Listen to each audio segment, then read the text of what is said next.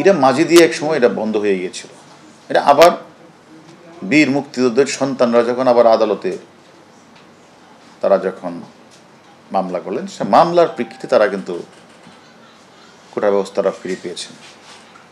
এবং এর প্রেক্ষিতে কিন্তু আমরা দেখছি কিছু লোক, কিছু ছাত্ররা তারা রাস্তায় বিক্ষোভ করছে। আবার ইতিমধ্যে কোর্ট কিন্তু আবার এটাকে 4 সপ্তাহের জন্য তারা একটা স্টে ব্যবস্থা, স্টে না, এটা কি বলে, হ্যাঁ, স্থিতি অবস্থা দিয়েছেন। এখন আমাদের সুপ্রিম কোর্ট আমাদের হলো একটা ভরসার স্থল।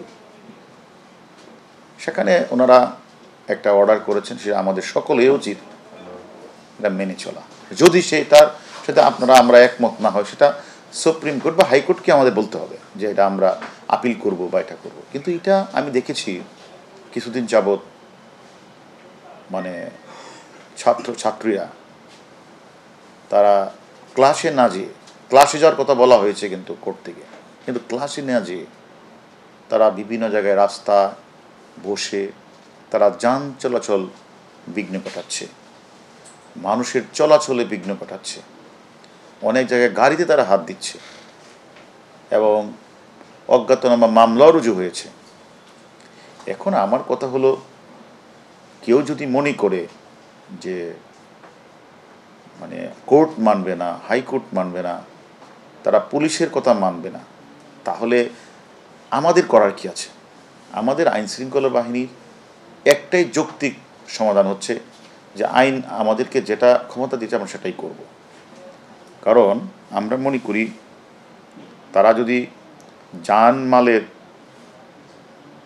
যে বিষয়টা যদি খেয়াল না রাখে, তারা যদি রাস্তা বন্ধ করে বসে থাকে, সাধারণ মানুষ চলাচল করতে না পারে, সেক্ষেত্রে আমাদের আইন শৃঙ্খলা যেটা যৌক্তিক আমরা সেটাই করব।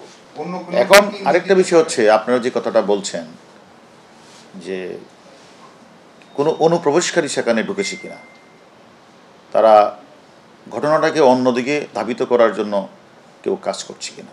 আমাদের ডিবির টিম এবং আমাদের থানা পুলিশ, বিভিন্ন পুলিশ কিন্তু কাজ করছে।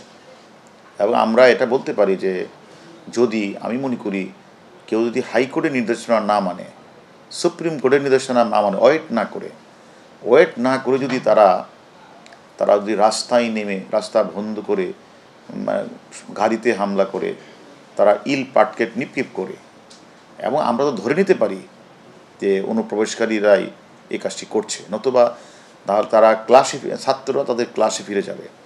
যেহেতু বিষয়টা সুপ্রিম কোর্টের নজরে এসেছে, তারা বিষয়টা দেখভাল করছে, তারা একটা নির্দেশনা দিয়েছে, আমার মনে হয় সে পর্যন্ত আমাদের অপেক্ষা করা উচিত। আর যদি অপেক্ষা না করে, সেক্ষেত্রে আমাদের যৌক্তিকভাবে যেটা করা দরকার আমরা সেটাই করব।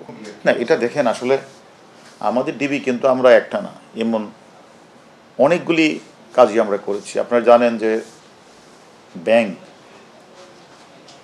সরকারি যে 5টা ব্যাংকের প্রশ্নপত্র পাশ হয়েছিল, সেই সময় আমরা নিজেরা গিয়ে বাংলাদেশ ব্যাংকের গভর্নরের সাথে কথা বলেছি। উনি এই খবরটা পাওয়ার পরে তাৎক্ষণিকভাবে পরীক্ষা বাতিল করেছেন। এছাড়া আমরা মেডিকেল পরীক্ষা, তারপরে বাংলাদেশ বিমানের পরীক্ষা, অনেকগুলি পরীক্ষায় প্রশ্নপত্র ফাঁস ঘটনা আমরা কিন্তু এই সকল যে যারা এই অপতৎপরতার মাধ্যমে তারা এইগুলি প্রশ্নগুলি বের করার চেষ্টা, তাদেরকে আমরা গ্রেপ্তার করি। আমরা কিন্তু যথাযথ ঊর্ধ্বতন কর্তৃপক্ষকে আমরা কিন্তু জানিয়েছি এবং তারা প্রপার অ্যাকশন নিয়েছে। এখন আমি মনে করি আমরাও বিষয়টা খেয়াল রাখছি, যে পরীক্ষাটা হয় সেটাও আমরা খেয়াল রাখছি। যদি এ ধরনের কোনো ঘটনা আমরা নজরে আসে, অবশ্যই আমরা যে দপ্তরের পরীক্ষাটা হবে সেই দপ্তরের ঊর্ধ্বতন কর্তৃপক্ষকে আমরা আগে জানিয়ে দেওয়ার চেষ্টা করি।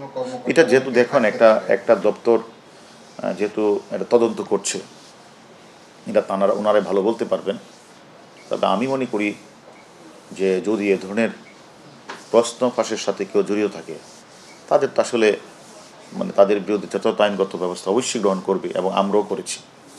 সবশেষ তদন্তের অগ্রগতি সবাই জানতে চায়। এই হত্যার ঘটনায় এখন পর্যন্ত যারা গ্রেফতার আছেন, আদালতে জবানবন্দি দিয়েছেন, এবং আপনি তদন্তের অন্যতম একজন কর্মকর্তা অফিসার, সবশেষ অবস্থানটা যদি আমাদের বলতেন। জানেন, এই হত্যা মামলাটা তো হলো আমাদের মাননীয় এমপি আনোয়ারুল আজিম হত্যা মামলাটা রুজু হয়েছে ইন্ডিয়াতে, আর বাংলাদেশের মামলা রয়েছে অপহরণের। আমরা তদন্ত করতে গিয়ে আপনারা জানেন যে আমরা এ পর্যন্ত 7 জনকে আমরা গ্রেপ্তার করেছি। 7 জনের মধ্যে কিন্তু বিজ্ঞ আদালতে 6 জনই কিন্তু তারা 164-এর ম্যাজিস্ট্রেটের সামনে জবানবন্দি দিয়েছে। এখন এছাড়া ইন্ডিয়াতেও 2 জন আছে যারা হত্যাকাণ্ডের সাথে সরাসরি জড়িত ছিল। এ পর্যন্ত 9 জন গ্রেপ্তার আছে। এবং আমরা পূর্বে আপনাদেরকে বলেছি যে আমরা অযথা কাউকে ডাকাডাকি করছি না, হয়রানি করছি না। আবার এই ঘটনার সাথে যারা সম্পৃক্ত তাদের কাউকে কিন্তু আমরা ছাড় দিচ্ছি না, যে যত বড় নেতাই হোক, আমরা কাউকে ছাড় দিচ্ছি না। আমরা মনে করি মামলাটা আমরা অতি দ্রুত সময়ের মধ্যেই আমরা কিন্তু মানে এদেরকে গ্রেপ্তার করতে পেরেছি বলে আমি মনে করি। কারণ একটি অন্য দেশে হত্যাকাণ্ডটি ঘটেছে, আমরা বাংলাদেশে বসে আমরা অতি দ্রুততার সহিত, বিশেষ করে সর্বশেষ আপনারা জানেন যে ফটিকছড়ির কালী মন্দির মানে পাতাল কালী মন্দির থেকেও কিন্তু আমরা হেলিকপ্টারে অভিযান করে কিন্তু 2 জনকে আমরা গ্রেপ্তার করেছি। অর্থাৎ আমাদের যে তদন্তকারী দল তারা কিন্তু তদন্ত করছে, এবং আমি মনে করি আরও অনেক নাম্বার আমরা পেয়েছি। আবার কোনো মাস্টার মাইন্ড তো আপনারা জানেন যে তারা দেশের বাইরে অবস্থান করছে। সব কিছু মিলিয়ে আমরা তদন্ত করছি এবং আমরা ইন্ডিয়ার সাথেও আমরা যোগাযোগ করছি। আসলে দেখেন, এটা তো আদালতের বিষয়। আদালতে যে কেউ আবেদন করতে পারে, এটা আদালত গ্রহণও করতে পারে, আদালত সেটা বাতিলও করতে পারে। এতে আমি মনে করি আমাদের তদন্তে কোনো বাধাগ্রস্ত হবে না। আসলে দেখেন, আমি তো প্রথমেই আপনাদের বলেছি আমাদের তদন্তকারী দল তদন্ত করছে, অবাধ সুষ্ঠু নিরপেক্ষ একটি তদন্ত আমরা করছি। আমরা তদন্তের প্রয়োজনে আমরা নেপালও গিয়েছি, তদন্তের প্রয়োজনে আমরা ইন্ডিয়াতেও গিয়েছি, বাংলাদেশেও আমরা বিভিন্ন জায়গায় অভিযান পরিচালনা করে আমরা কিন্তু 7 জনকে গ্রেপ্তার করেছি। এর মধ্যে 6 জন আদালতে 164 করেছে। আমাদের তদন্ত কাজ অব্যাহত আছে। আমরা আপনি এটাও দেখেছেন, আমরা আদালতের অনুমতি নিয়ে আমরা গ্যাসবাবুকে নিয়ে আমরা কিন্তু ঝিনাইদহ 2টি পুকুরে আমরা খুঁজেছি। আলামত সেখানে সে নিজে স্বীকার করেছে, ফেলে দিয়েছে, তাকে সে আমাদের দেখিয়েছে কোথায় ফেলেছে।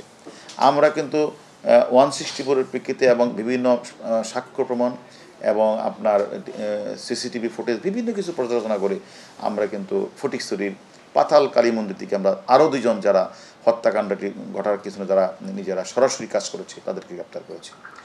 আমার বিষয়টা হচ্ছে তদন্তের প্রয়োজনে আমরা যাকে পাবো তাকে আমরা ঢাকবো, অযথাভাবে কাউকে আমরা হয়রানি করব। এটা তো আসলে আমাদের বাংলাদেশের কোনো পার্ট না, আমাদের বাংলাদেশের ডিবির কোনো পার্ট না। এটা যেহেতু ওই মামলাটা ইন্ডিয়ার সিআইডিতে আছে, তারা নিশ্চিত তাকে ডেকেছে, তো সে শীঘ্রই চলে যাবে।